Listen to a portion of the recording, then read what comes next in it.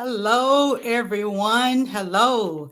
Thank you all for joining us for this important conversation of Senate Bill 2536. And now I would like to introduce to you our moderator for today, Ms. Calandra Davis. All right. Hi, everyone. Hopefully you can hear me. I'm Calandra. I'm an organizer with BYP 100, the Jackson chapter. We're going to just get straight into it. We don't have any set questions. We're going to have a discussion, though. But before we get started, we're going to ask all of the panelists to once state your name, give us your pronouns, and then tell us why you either support or don't support Senate Bill 2536. And I'm just going to go in the order that I see on my screen. So we'll start with Dr. J. Hello, everyone. Of course, my name is Dr. J, and I just wanted to organize this important conversation because I want more information on the bill.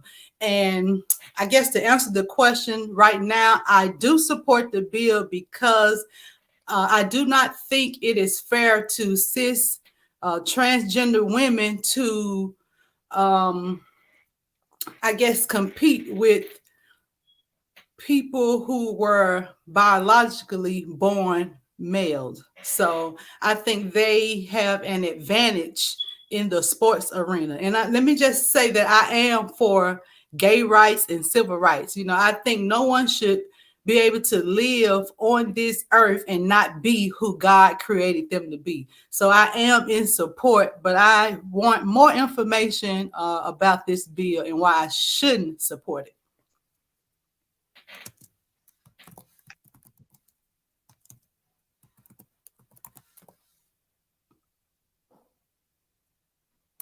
All right, thanks, Dr. J. I am going to go to now Jay Structure. And am I saying that correct? Almost. It's J Structure. J Structure. And Gotcha. Yes. Okay. Hello, everyone. I am J Structure, and I know my name looks a little funny to everyone, but it is the African spelling of the word structure. So I took my first initial and I put it all together. J Structure. Okay. I am the CEO and owner of J Structure Beauty Image Consulting to personalize your image from head to toe. And I'm also an LGBTQI plus advocate, as well as a newly certified community health worker. And I do not support this bill. Thank you. All right, Representative Stamps. Well, good evening, everyone. I appreciate the invitation to be here. And it's always good to be amongst good folks and have good conversations of whether we agree or disagree. I grew up right here in the Hinds County and Jackson area, and I represent District 66 in the House of Representatives. And I did vote for this bill.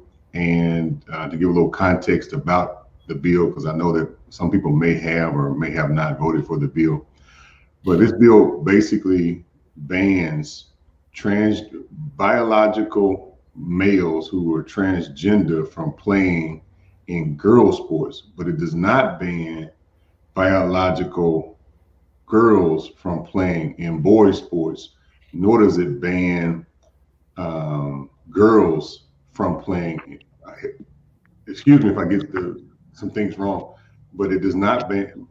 Can y'all see me still right on this? Okay, it does not ban girls from playing in boys sports. It also does not ban co-ed sports, like several sports are co-ed. And how we got here, and this is all after the executive order that was signed by the president, which was kind of the impetus of all of this. And this bill went kind of fast through the legislature, and we worked through it. In the original context, it just banned all, transgender from playing either sports. But as different people worked through the issue and got to the table, it came down to just very narrow and very specific, and to just a subpopulation. And this bill is also being supported by I'm a supporter of, I wrote the first hate crime bill, so I'm a supporter of equality and people's rights and not being beaten. But this specific group was is what we wanted to protect, and I support the bill, of course. All right. Jensen, we're going to go to you next. Perfect. Thank you so much for having me. My name is Jensen Luke Matar, he, him, his pronouns, and I work for the ACLU of Mississippi. I am the Equality Advocacy Coordinator. I also coordinate a program under the ACLU of Mississippi called TEAP, TEAP, and TEAP stands for the Transgender Education and Advocacy Program. It is the only program in the state that solely focuses on transgender education and advocacy, which does include education, general education, education with media, policymakers, schools, businesses, etc., advocacy, general advocacy, direct advocacy, lobbying, policy, and we do have a legal department, so we will take on litigation as needed. I appreciate you for having me. First off, thank you so much for including me as a part of this important conversation. I absolutely do not support SB 2536. I could dig in now, but I presume that we will really get into the conversation in just a minute, so I'll be respectful to everyone else's introductions. But I will make a comment, a quick comment here, and state that you cannot be an ally, and this is my personal belief, so not on behalf of the ACLU of Mississippi, but a personal belief, that you cannot be a true ally of the LGBTQIA plus community if you support this bill.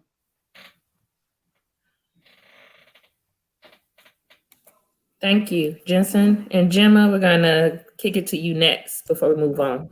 Okay. Hi, my name is Gemma Cook. My pronouns are she, her.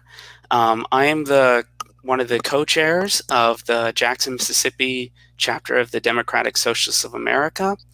And we are predicated on building a multiracial, multi-generational coalition of the working class to democratize society and the economy for the benefit of everyone.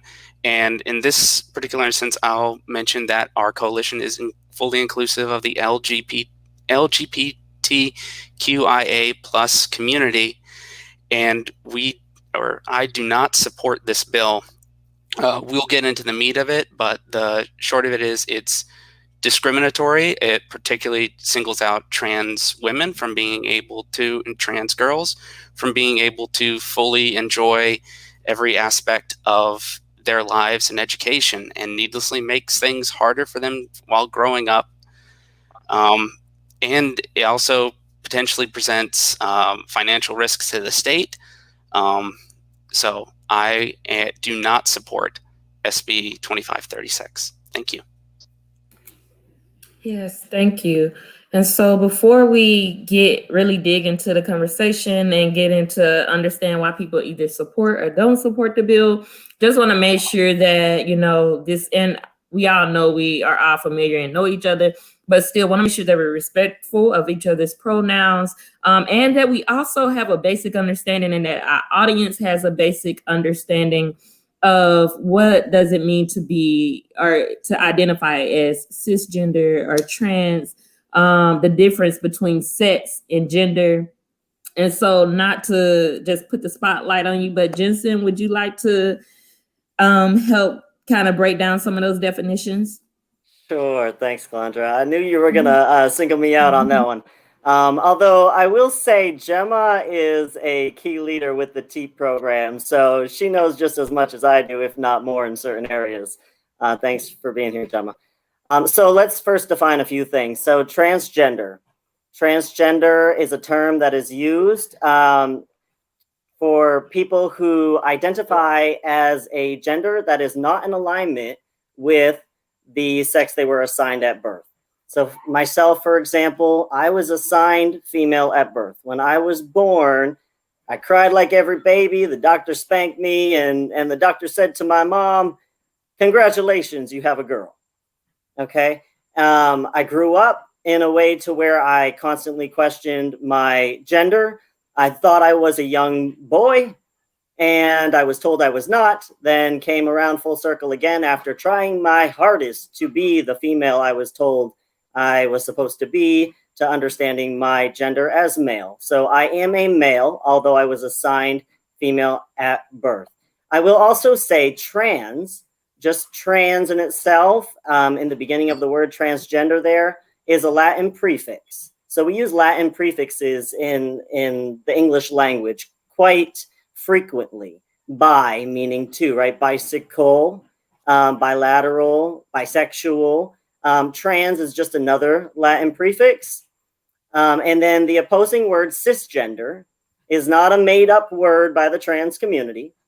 Cis is a Latin prefix as well, meaning on the same side of. So trans is a Latin prefix for on an opposing side, and cis meaning on the same side of. So cisgender people are people who were assigned a certain sex at birth, and they also identify as the gender in alignment with that sex. So someone where the doctor says, congratulations, you have a girl, and they grow up their entire life feeling, behaving, projecting themselves as such to the world as a girl.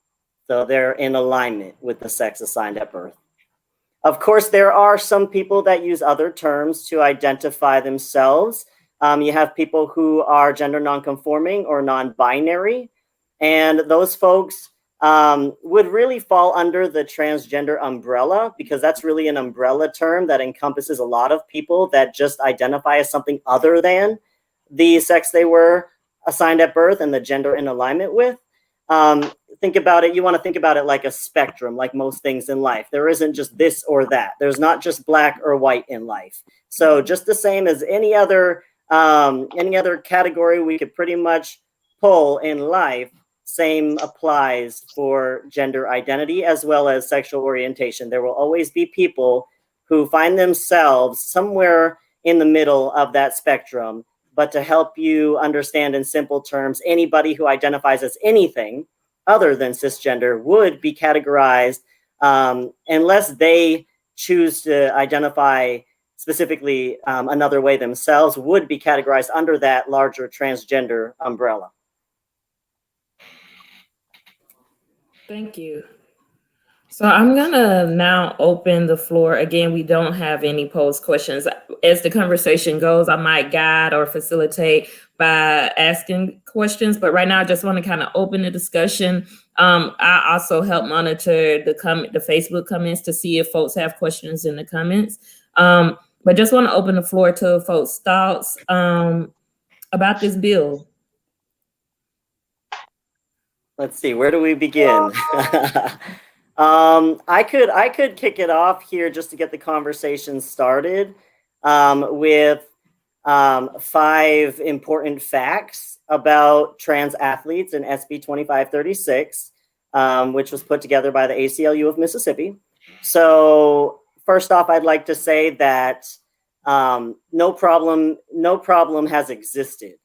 It's a little bit challenging even to talk about a problem when a problem doesn't exist. So anytime conservative leadership or anyone who is in support of this bill has been questioned about where the problem was or is, there's been a loss for words. So essentially, nothing can be cited in Mississippi stating that there was or is any problem in our school systems, on our sports teams, or more specifically on our female sports teams. So the problem just doesn't exist. We're trying to fix something that's not broken.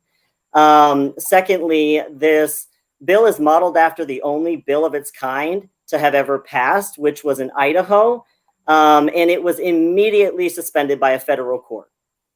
The NCAA made public statements against the bill and threatened their participation with schools in that state as hosting sites. And so Mississippi, of course, as you know, has interest in certain schools like Ole Miss, for example, serving as hosting sites in the near future, and this could definitely harm that opportunity.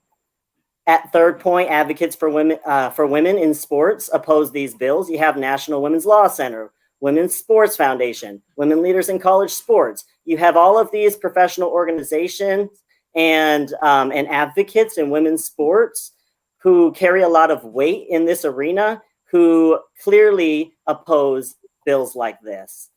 Fourth point is trans people do not have an inherent competitive advantage in sports by virtue of their transition. We must follow the science. Politicians have a job to do, and scientists, medical professionals have a job to do. Conversations around secondary sex characteristics and hormones and things like that, that is not up to politicians to decide and debate on and especially make decisions on. We need to leave that up to the professionals who know how to do their jobs. Number 5 is, I think I actually already included this in the piece about the Idaho bill, the NCAA opposing this bill. NCAA has policy that is inclusive of transgender individuals, and they ensure fair competition. I'll add on that this bill would impact K through 12 students. So we're talking about young students that simply want to participate in sports for the known benefits of life lessons learned from those who participate in sports, like leadership, confidence, self-respect.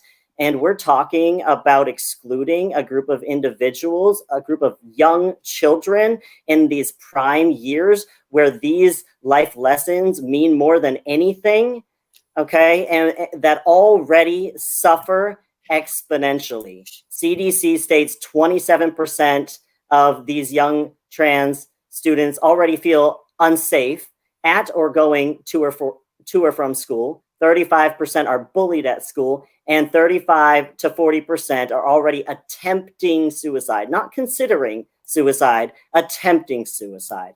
Okay, so those are just my top 5. Maybe that helps us get started. Thank you. So I want to open it up to those who said that they supported the bill, and then we'll kick it back over to Gemma and Jay Structure to okay, yes, to give their input. All right. Is that me? Yes, either Dr. J, Representative Stamps. Yeah. Okay. Well, again, thank you for that context, Jensen. I appreciate it. And so when it comes to how we got here, the conversation about, where's the problem that you're trying to fix? None of this even was on the table this legislative session until the president signed this executive order.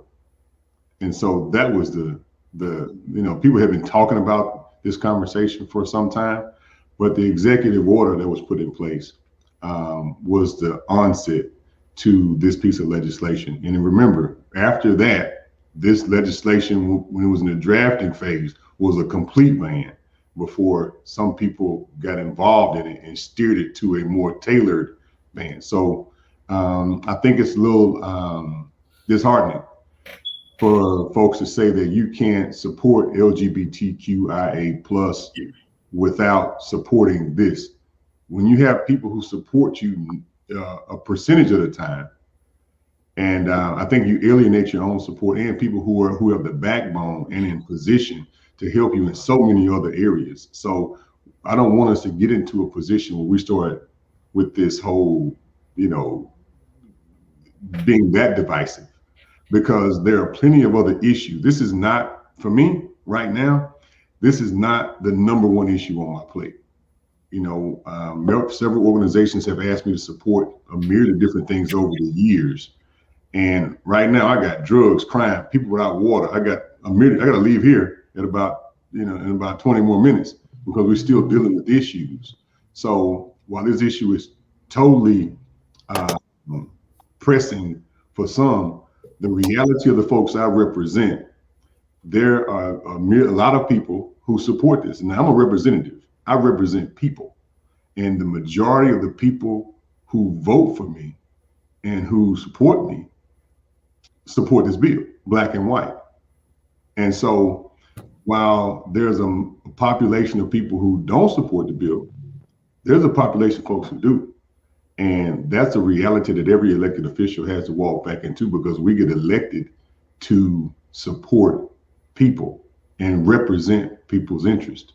So while there are a lot of people who are uneducated on the entire LGBTQIA plus, all the different, there's a lot of miseducation out there that the population needs to get in this whole arena. But from my standpoint, we have to vote yes or no. We don't get to shuck and jive or anything like that. We have to vote on issues as they come aboard. And for me, when it comes to the population of athletes that are out there, I don't think that that's people who were born with male sexual organs should play in young girl sports. It's just a physical and biological advantage that people have, that folks with white, should they even compete? And so, I didn't think this was going to be a partisan issue or a race issue, but I would say that the notion that you can't support gay rights if you support this bill is totally divisive, and totally that's how you lose support all the way around. There's to align folks like me and relegate us to something that we're totally not, just because we disagree on one issue. This kind of cancel culture that we're in America is totally ripping us apart, and we have to make sure that we seek a greater sense of unity. Just so that's why I even got on this call, because I know that there are people on this call who I agree with on many other issues, right? A myriad of other issues, but I don't want this issue to be the issue that we just fall out over, and I don't think that's what any of us should want.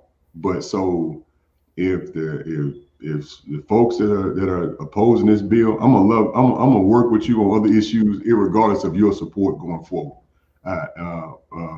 So we got so many other things that we agree on, that I don't think that we should just sever ties and say you can't support us at all, because I authored the first and only hate crime reporting bill at the municipal level in the whole state's history. So I just think that there's issues that we can work together on, but on this issue, when I add up my constituency and look at the people who are trying to protect girls' sports, and then also there are many lesbian, gay, and bisexual women who play sports that support this bill. There are many of them. So I think that inside that community, there is not a civil war going on. There's some people who disagree. They may not speak up and show their disagreement, but there are many lesbian, gay, and bisexual women who support this bill.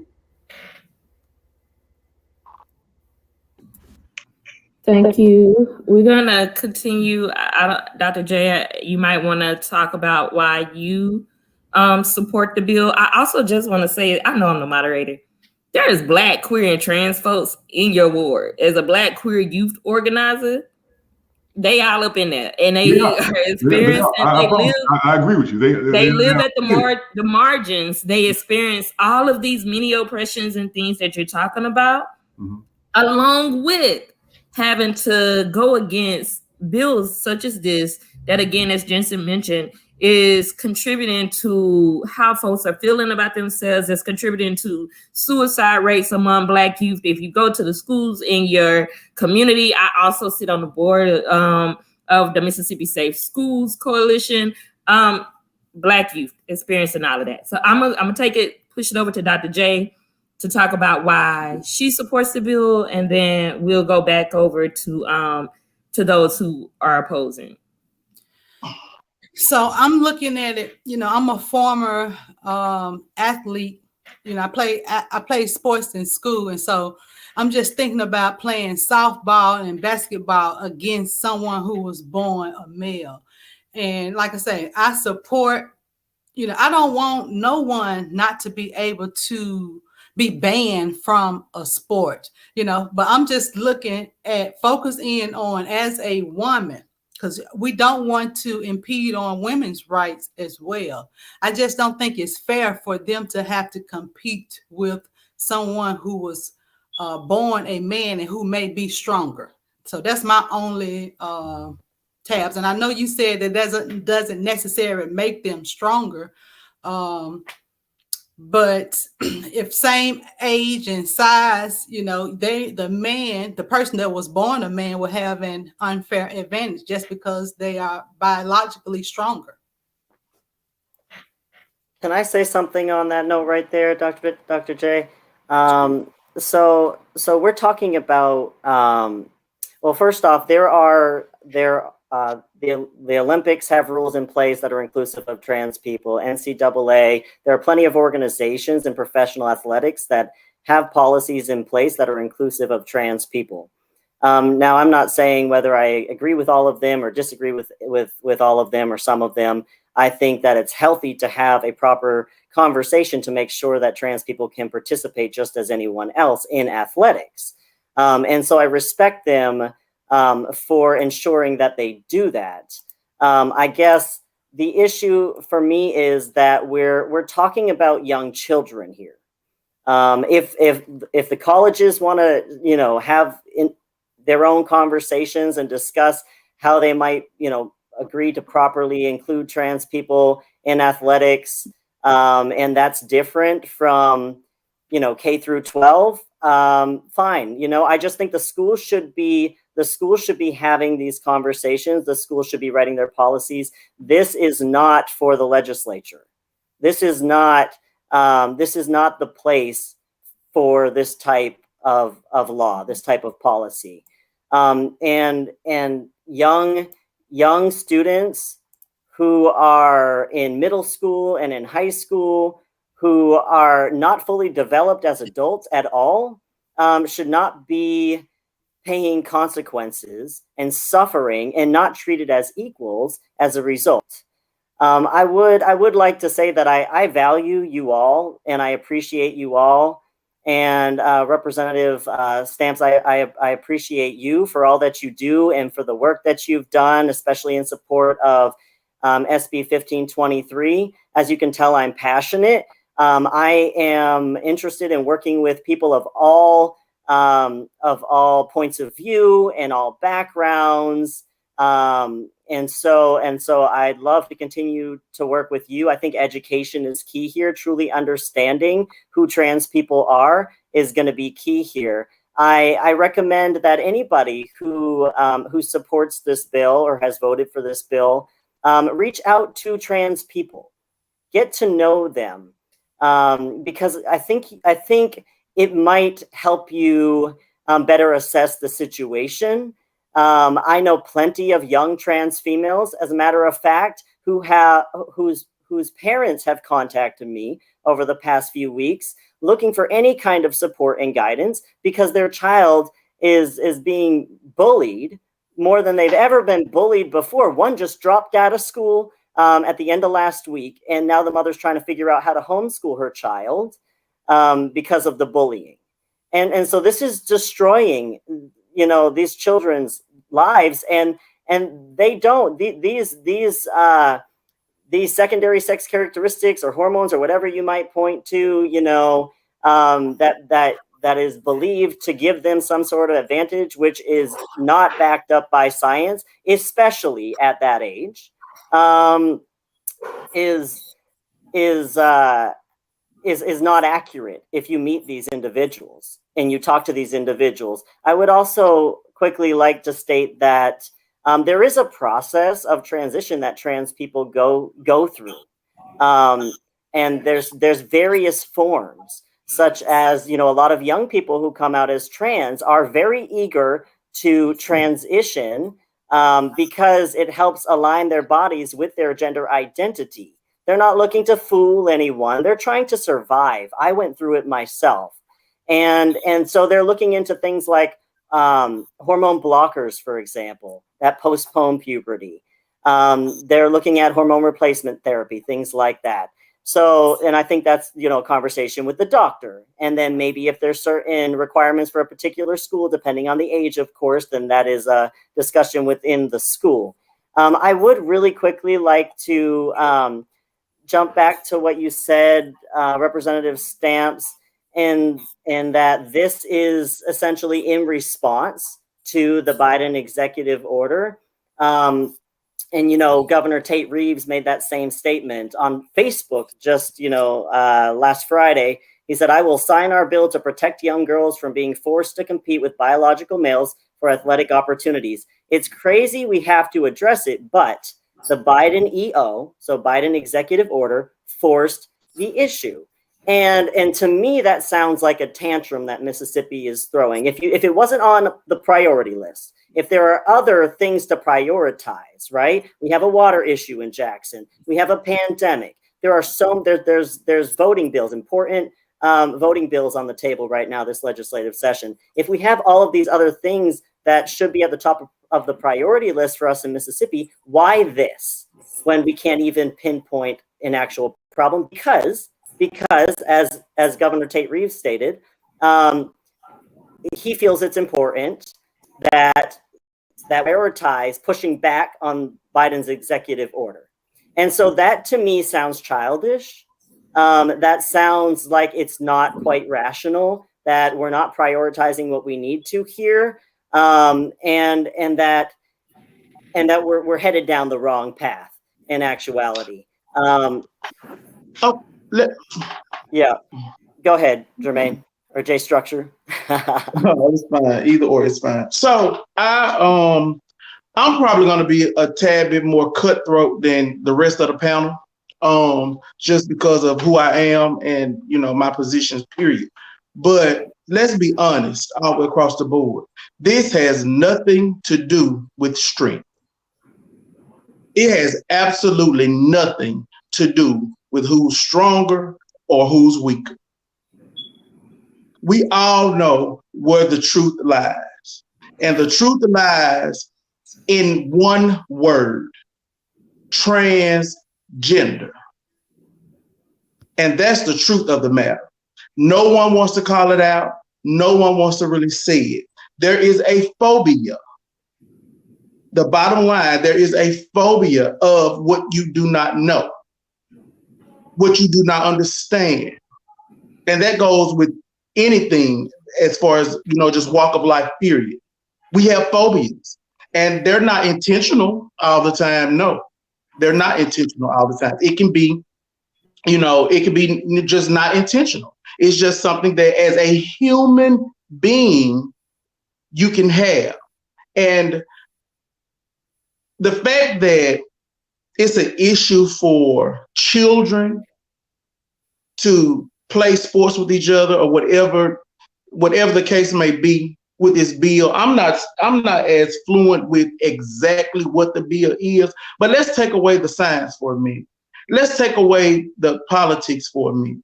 And what do we have?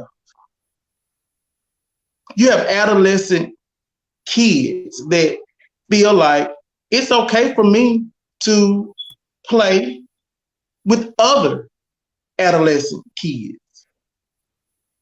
We live in a country that has been built upon lies from day one. Living in this country that has been built upon lies from day one is why we are here today, in my opinion, discussing pettiness. I think it's petty. I think it has no merit whatsoever. And it's not because I am a gay Black man that I'm saying this. I'm saying this because I was once 12 years old. I was once 11 years old. Me and the girls and the fellas, the guys, we played all type of sports together all the time without an issue, without a problem. But the fact of the matter that transgender girls want to play sports with cisgender girls, that is the issue. And we have to get to a point, as I think, as people, where before we decide to say it's wrong, it's not right, this is not what it should be, I think we have to go deeper. I think we have to go deeper as human beings, as people, as a human race. And I don't support the bill. I think it's hideous. I think it's ridiculous. I think it's a waste of time. And that's just how I feel about it. And nothing is going to change my mind or persuade me any different. That's how I feel.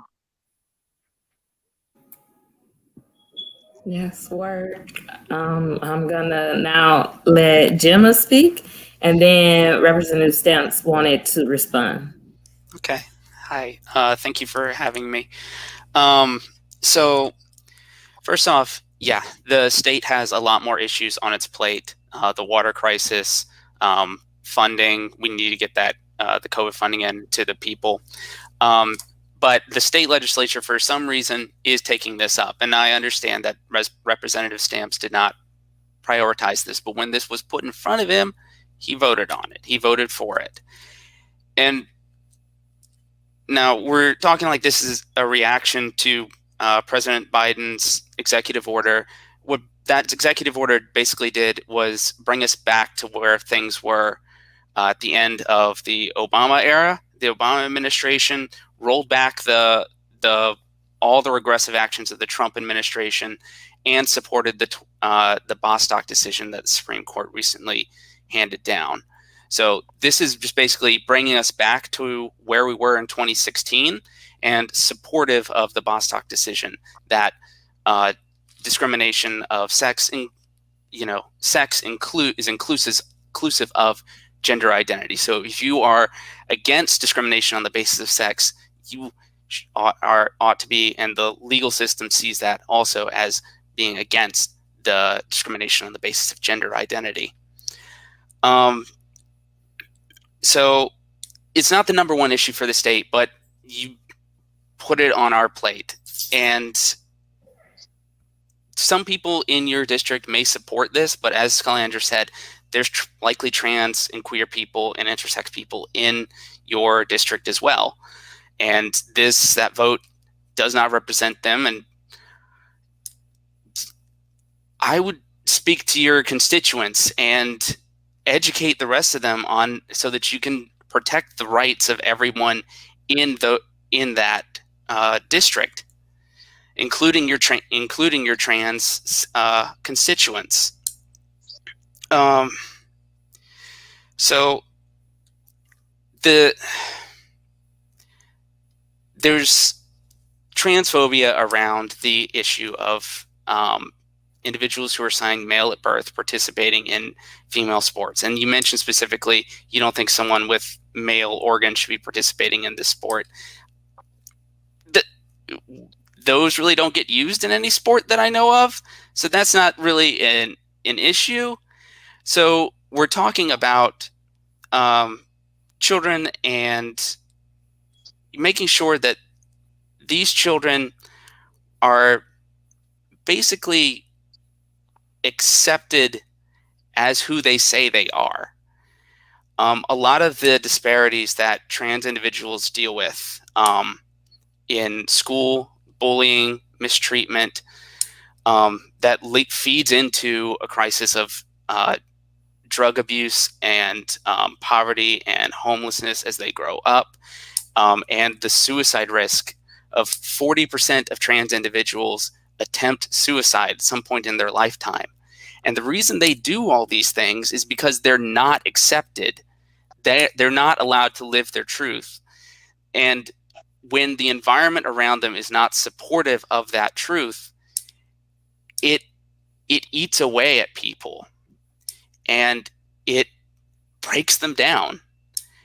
And so this is basically the state mandating that we do not accept you, we do not respect you as who you say you are. And again, we are talking about children, which if the state was fully supportive of trans healthcare and supported that, these children would be able to begin transition in their youth. And this concern about differences in secondary sex characteristics wouldn't be an issue because they go through puberty as the gender they identify with. Additionally, like the concern is that there's some sort of uneven playing field, but the one or two cases people can point to where, there were trans athletes that were doing better, they eventually lost. There's no consistency in this. There's no inherent advantage or disadvantage with trans individuals participating in these sports. There's science that's on it is mixed at best. It's not very good, and it hasn't really looked at the issue of trans athletes or trans youths because it's a small population. This is not a problem in our state. Nobody is complaining about this, but what the state is doing is not adopting standards that are already out there. That 19 states allow full participation of trans athletes. 16 states have some qualifications. So we got 34 states that allowed trans athletes to compete, and there's not an issue. So this is not going to damage or destroy women's sports. It doesn't present a clear unfair advantage or disadvantage on either way. Other states have been doing this for years, and there's no epidemic of trans individuals dominating the arena. Along with the NCAA and the Olympics. So you say we agree on a lot of issues. I'd be happy to work with you on those. We just disagree on this one. Like I said, this isn't an issue. And if you want to be fully supportive of that, this bill tells people that it's just discriminatory, and it just tells people that they're not who they say they are, that they cannot live their lives fully and participate in all the activities that they want to growing up. I think I'm good. All right. Thank you, Gemma, for those words. So next, we're going to get a response from Representative Stamps, and then just to let the audience know, Dr. J, I don't know if this is an hour-long podcast or... And if we have to do a part 2, we can do a part 2, but yes, it's just okay. An hour-long. Okay, so Representative Stamps going to get your response, and also going to ask all panelists to, if we can keep the responses to about 2 minutes, that way we can have one follow-up question, because we really want you to let the audience know what you want them to walk away with. But your response first, Representative Stamps. Okay. I just want to ask one question. What should the barrier for entry be for a student to play in another sport? Let me give you an example for my question. Should the barrier just be to identify? And then from that person self-identifying, they can cross over to the other sport, to the other sex sport? So I want someone else. I'm gonna let the panelists answer, but also I just want to throw this out there I want to answer that question so I can clarify something I'm thinking. Yeah, I just want to throw out there, why do we, or especially when we're talking about children, gender is a construct. Why do we have to base the competitions and the sports on gender? Why can it not be based on weight and height? When I think I was in middle school, and I told my dad I wanted to play football. Of course, I could not play football. And I wanted to run track. All of that could have been based on height. I was ready to outrun all the boys in middle school. Like, why does it have to be based on what genitalia or the perceived gender that children may have? And how are we going to check these people's gender? Are we taking children into the back room to say, okay, drop your pants and let me see if you really are a girl? I don't know. Anyway, panelists, if you have a response, Jensen, Gemma, Jay, Structure. Well, Of course, I wouldn't hope that they were taking them to the bathroom, and I would hope they were just going off of their birth certificates, you know. But to answer, I think what if I understood Councilman Stamp's question clearly, I think the basis should be talent and skill, the ability to compete and do the sport. Gender, I think, should be thrown out the window completely. And let me say this, because I don't want to sound biased to just my community and my lifestyle, because I say it all the time. Even within our community, I wish they would throw away all these labeling of these letters and all the extra. I think it's nonsense. My personal opinion. Why? Because I don't think you should have to conform or identify yourself as anything if you choose not to. And I truly believe that if you have the skill set, the ability, and the mindset to compete in the sport, I think you should be allowed to do that. Whether you're a girl, boy, whether you are trans male or trans female, whether you're non-binary, whatever you consider yourself to be, however you decide to identify yourself. That's what I think the basis should be based upon. Okay, I really appreciate that clarity. And when it comes to the legislative process and the politics, you have to have people in place to, in this situation, it was going to be a complete ban all the way around, a total complete ban from both sides. So, sometimes you got to take a look at your friends and say, hold on, who helped it to not be a complete ban, right? So you can just ostracize people who do support you and got positive movement from being where you could have been, because it could have been even more people inside this ban. And so, as we work through this thing, we'll continue to work hard on different issues. But for me, first, to thine own self, you got to be true. And to your own constituency, you got to be true. And yes, I do have folks in my area. I represent 35,000 people, right? And we have to vote. So let's just make sure that we look at issues. We were able to maneuver it away from the complete ban, because this is a red state and Trump country. When this first came out, this was a complete ban, right?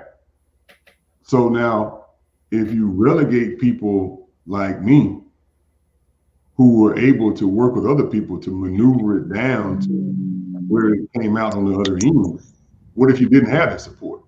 What if you didn't have folks who were able to do that?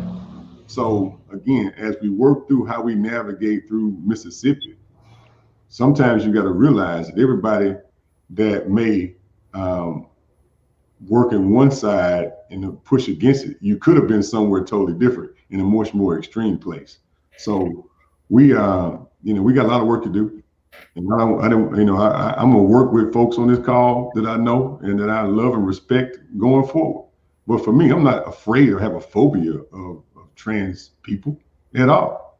I served in the military alongside trans people for years, living in the same tent, sleeping in the same area. So I worked with people for years and have laid my life in the hands of gays, lesbian, bisexual people for years. So I've had not a intimate relationship, but a personal relationship at a high degree with people from this community over a large portion of my life. So I don't want to, I'm not saying, oh, like my best friend's black. No, that's not what I'm saying. And that's funny, Darius. But my point is, I don't have a phobia of anybody in this community at all. And I respect folks. I just hope that as we proceed to go forward, we can all continue to respect each other, work together on issues. But you could have been in a situation and had a total ban, which you had a total different, a more advanced situation going on than what you have right now. So thanks a lot for this time. I really got to get back to what we got going on out here in the streets, y'all. But I'll listen in. If y'all keep going, that's fine. I need to listen in. I'll listen in, but I really got to get back to some things that's going on down the street here at Forest Hill. So I appreciate y'all's time, and I look forward to further discourse if we have a second of this conversation. Thank you.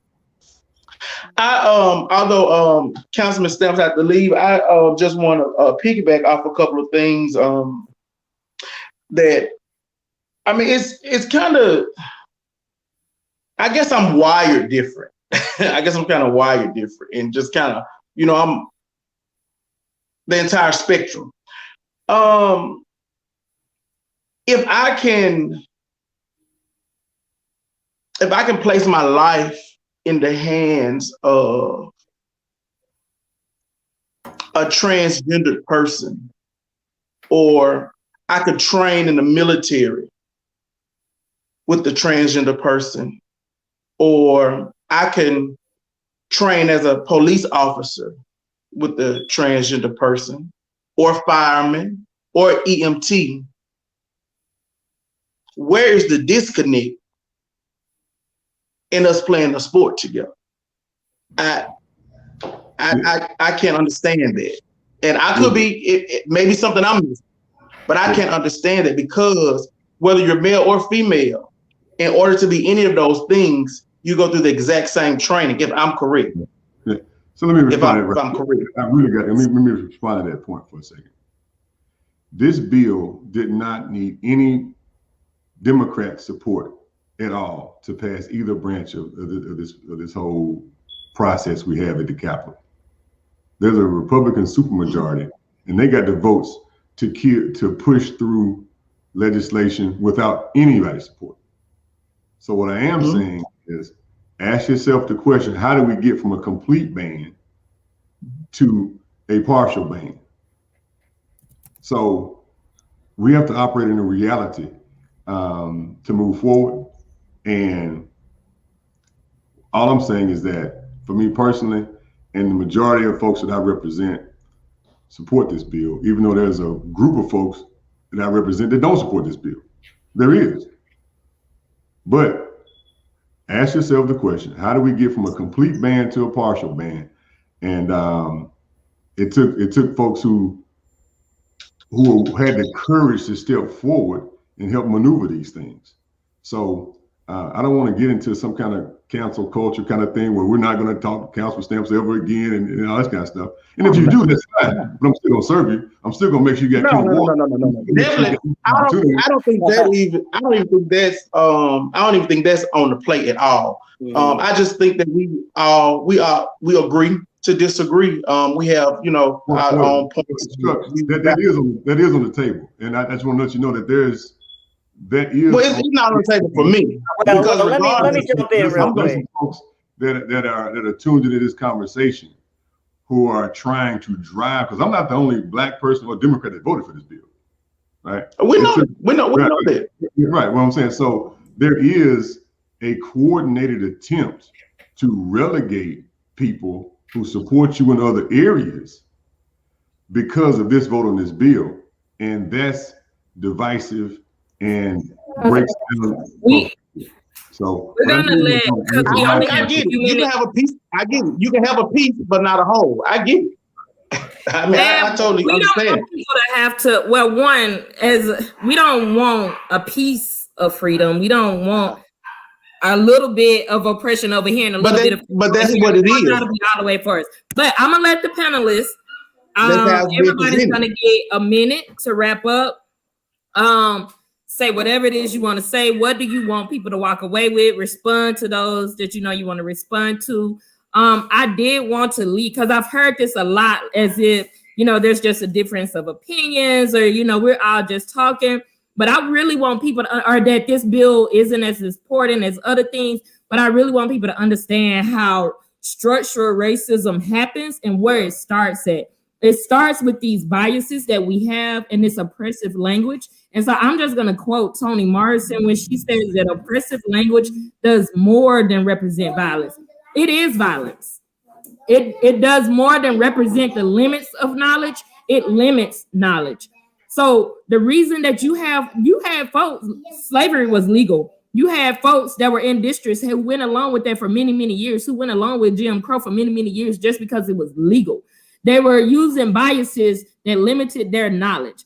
We are trying to move into an era, into an equitable, more just society and world where we don't have to do these things, where we don't have to resort to violence. And I want to make it clear that this is not just a difference of opinion. This is violence. This is leading to the loss of lives of children, Why? I don't think it's necessary. I'm going to take my moderator hat off now, or I'm going to put it back on, rather. I'm going to start with Dr. J. We're going to go across the screen. You all have 1 minute to wrap up and really let the audience and our onlookers know, what do you want them to walk away with? Well, I thought it was important for us to have this conversation to raise awareness. I don't have all the answers. I do want more information. I also want to say that just because I disagree with somebody on an issue doesn't make me an enemy. I actually like when someone disagrees with me. I see it as an opportunity to learn.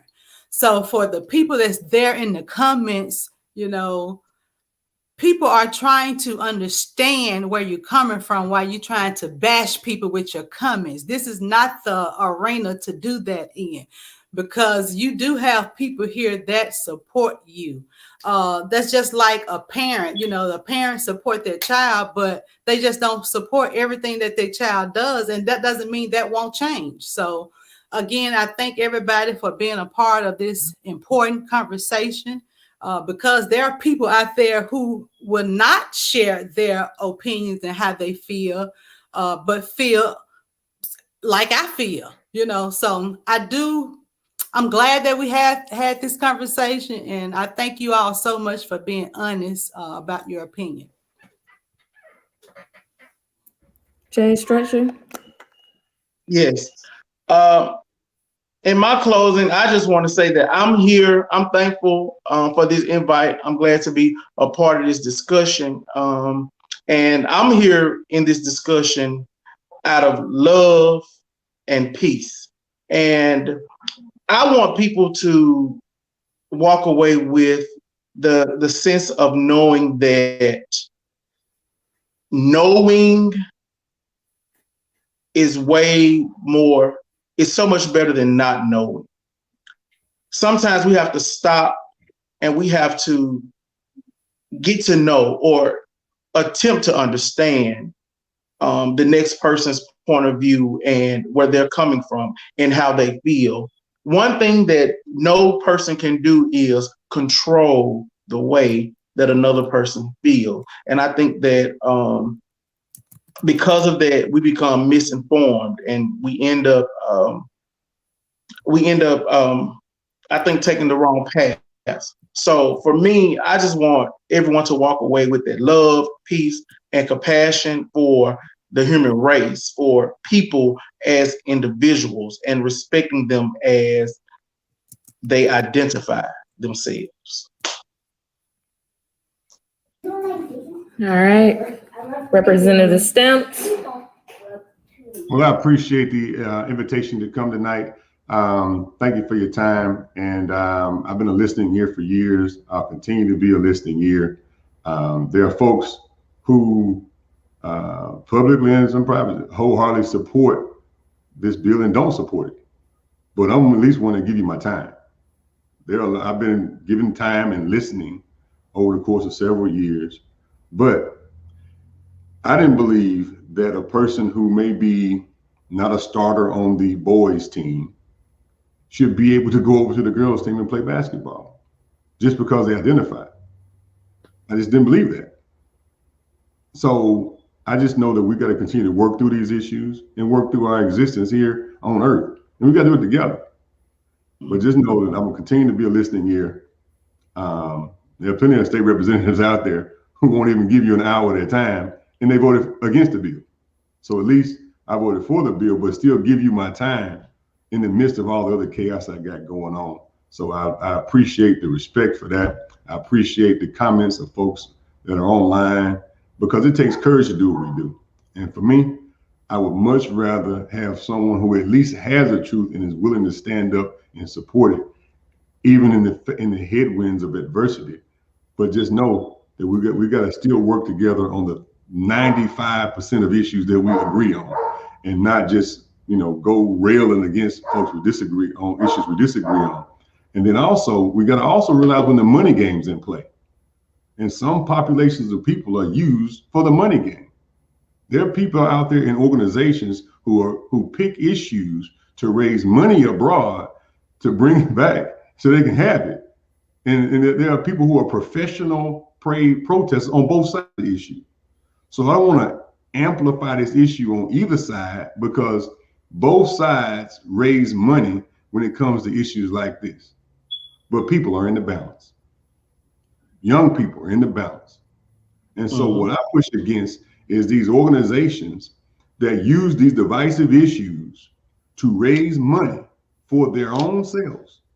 They're professional paid protesters who amplify issues for profit, but there are true people who on this call on both sides who just want to focus on people. So I just encourage people to make sure that we really look at who's genuine and who's not genuine, and how people maneuver this thing, and don't allow yourself to be sucked up into something where other folks are making a lot of money and then you sitting here on your side of the issue, whether you're for or against this. I wish we could just continue to work and continue to have this conversation. I look forward to further conversation if we have a round two, so we can move forward. But I got to get back down here to Forest Hill. I got to change clothes again and get back down here to Forest Hill and keep taking care of folks. So God bless, Godspeed, and y'all have a good day. All right. Well, we're going to you next, Jensen. Also, would love if folks just, let's stick to what we got evidence for. If folks are making money, let's call out the names who making money for it. I know everyone on this call isn't making money to do any of these issues, but Jensen, you're next. Thank you so much. I did, Representative Stamps, I did want to, if we still have you for another minute, I know you got to go. I did want to just say that not just anyone's identifying as trans. CDC quotes 1.8% of youth are identifying as trans, and then only a percentage of those individuals even are involved in athletics in federally funded schools. So, I mean, we're talking about such a very, very small population. Williams Institute says 1,600 youth in Mississippi. Cut that in half if we're talking about trans females that are young and in school. So what's that, 800? Now of that 800, we're talking about those participating in athletics. Clearly, it's not a common thing. It's not a popular thing. There's nothing ingenuine about it. And then this is an entire process of somebody coming out to their family, receiving therapy most times, dealing with different adults who offer different types of services, working with families to try and help this young person.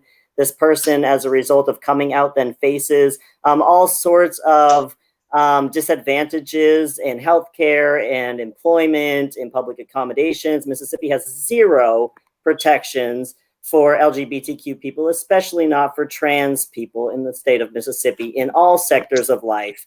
And so no one's just coming out as trans for the sake of coming out as trans, and whatever benefit you might want to pin with that, it's just not happening.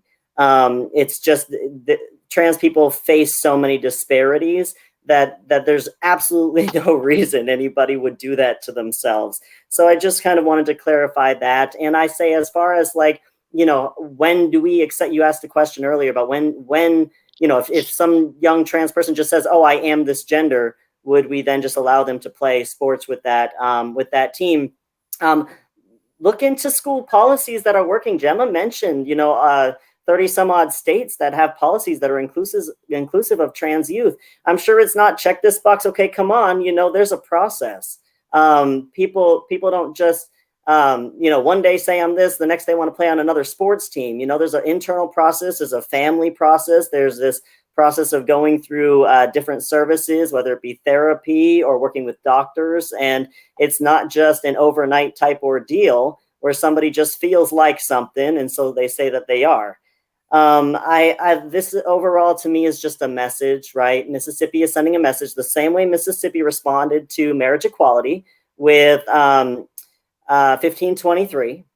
HB 1523 is just exactly what's happening right now. Mississippi is responding to the Biden administration's executive order with SB 2536. So, you know, this is not new for Mississippi.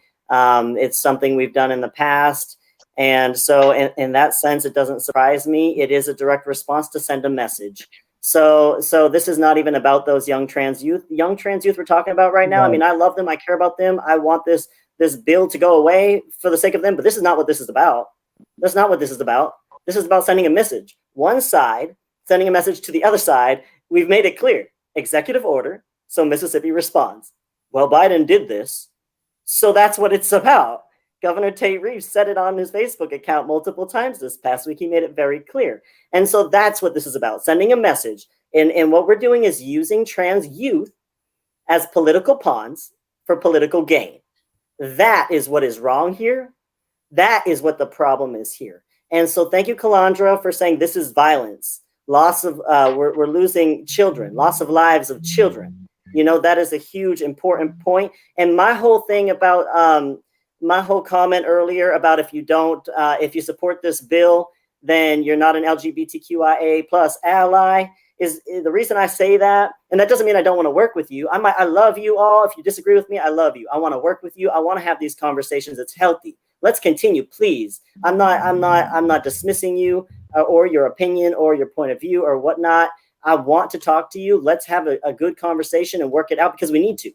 Right? We got to work together to accomplish things here. And so, but my reason for saying that is that if you're denying somebody's identity, their core identity, you're denying their existence.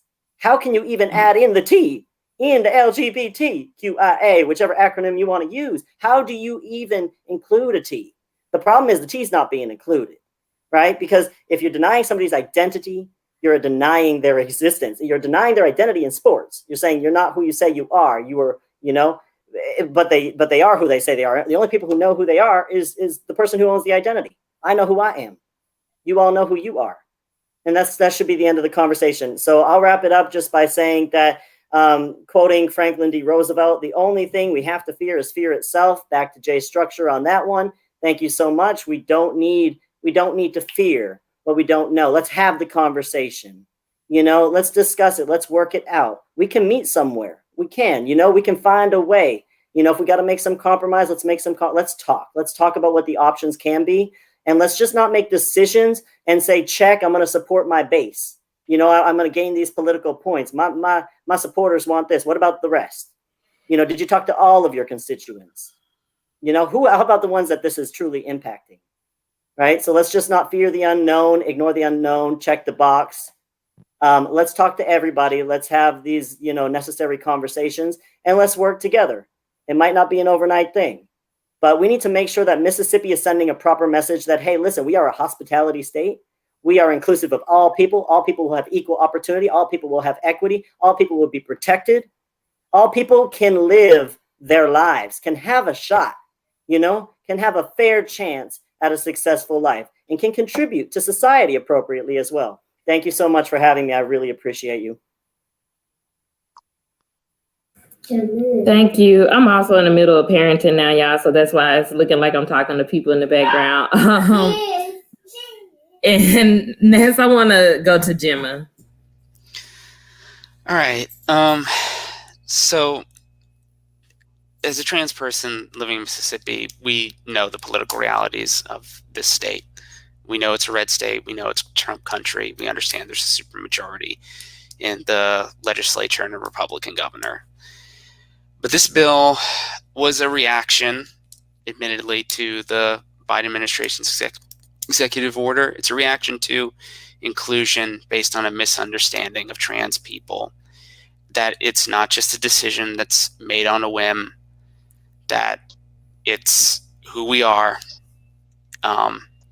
and that's we're trying to do is live our lives as authentically as possible.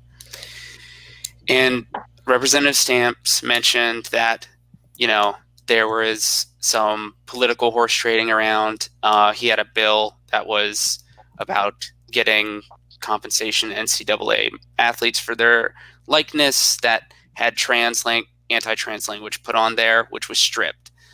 Maybe he did that to get a partial ban. I don't know. But those things, but what was ultimately made was a compromise. And it was a compromise that harmed the most politically palatable population to harm, which was trans women in this instance. And that's what happens is you're still inflicting harm, even if it's only a smaller set of people, by excluding them and not respecting them, by basically state mandating that you may think you're a woman or girl in all these other aspects of your life, but in this one, we're telling you you're a man. We're telling you you're a boy in this, and you will be treated as such. And that's the disrespectful harm that's done. That's what contributes to these kids getting victimized and bullied and singled out and contemplating suicide or turning to mental health or developing mental health issues or substance abuse issues.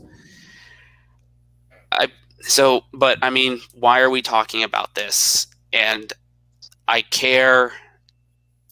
What I'm trying to do is help make life for these kids better than what it was for previous generations or for me when I was growing up. Growing up's hard enough, but you should be free to grow up into who you want and know yourself to be. And you should be able to enjoy it as much as possible without being hindered by people that don't know or don't understand you or or what you're going through. That's what I want people to take away from that. And like Representative Stamp said, there's other issues that are more important than targeting trans people that we need to deal with. And if you have the time and efforts and funds, please donate funds to the Mississippi Relief Fund, bit.ly/helpingms, or volunteer with bit.ly/volunteerwithms. That's what I've got to say. I hope I was able to convince somebody that this is a bad bill, that it's harmful. And I hope if Representative Stamp says he's an ally to the community, then I hope to convince him that this was a mistake and that to work with him to rectify this, to do justice back to the community. I look forward to working with him on the 95% of issues that he said we agree on, and on undoing this in the future. Thank you. So I just want to take the time to say thank you to all of our panelists. Again, I know that this conversation probably wasn't the easiest for some folks, and then for others maybe so. But just thank you for taking the time out, for having a conversation, for really bringing awareness to why you either supported or did not support the bill. I don't know, Dr. J, if you had something like how you wanted to wrap up. I'm pretty sure there will be a part 2, but I don't have the details on that. So I will let Dr. J take over in the call. Again, thank everyone for participating in this much needed, important conversation. We will have a part 2 to follow up in this discussion. And we're sorry that we ran over time, but we really want to give everybody a platform to tell their, opinions and facts, and give people a reason why they shouldn't support this bill. I think it's important that your voices were heard here tonight, whether people agree or not. You was heard. And so thank you so much. Thank you all for tuning in, and we will see you all next time. Thank you so much. This has been great. Thanks, Calandra, and Thank you. everyone else. Bye-bye. Bye. Thank you. Right.